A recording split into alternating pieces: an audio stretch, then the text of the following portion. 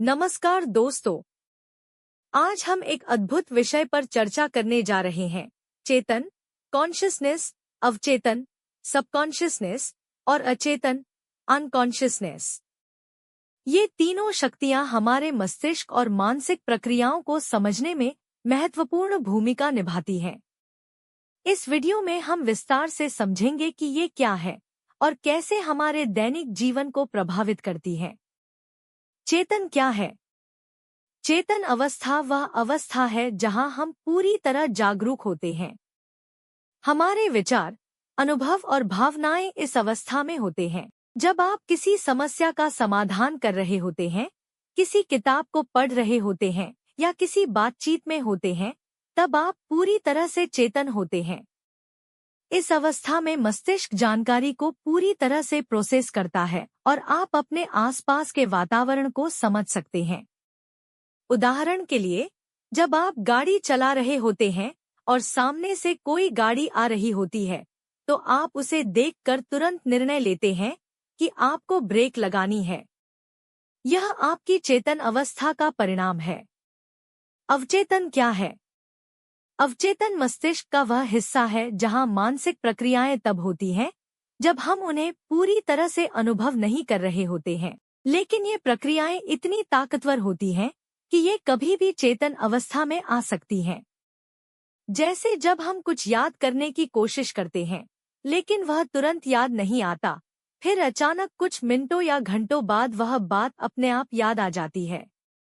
इसका एक और उदाहरण है जब आप कोई नई भाषा सीख रहे होते हैं। शुरू में आपको हर शब्द पर ध्यान देना पड़ता है, लेकिन धीरे धीरे वह प्रक्रिया अवचेतन में चली जाती है और आप स्वाभाविक रूप से उस भाषा का उपयोग करने लगते हैं। अचेतन क्या है?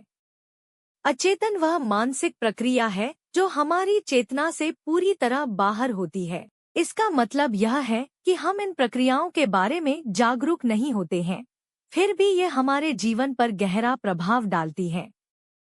उदाहरण के लिए, बचपन की कोई घटना जो आपके मस्तिष्क में गहराई से बस गई हो, वह आपके अचेतन में छिपी हो सकती है और वह घटना आपके वर्तमान व्यवहार को प्रभावित कर सकती है, बिना यह जाने कि वह क्यों हो रहा है।